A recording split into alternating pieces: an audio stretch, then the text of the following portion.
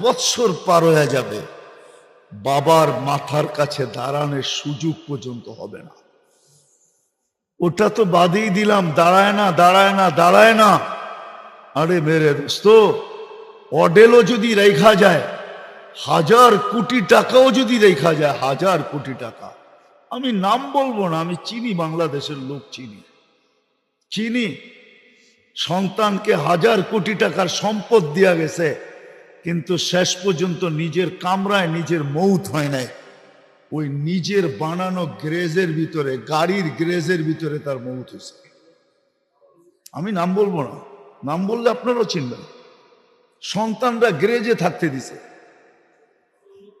যান ঢাকা শহরের বৃদ্ধাশ্রম গুলা যায় দেখা আসেন, ওইখানে কারা বাস করে দেখা আসেন। যায়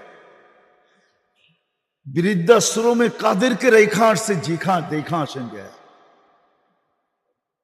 আপনার আমার মতো গরিবের মা বাবা। কাদের মা বাবা? বিত্তশালীদের মা বাবা।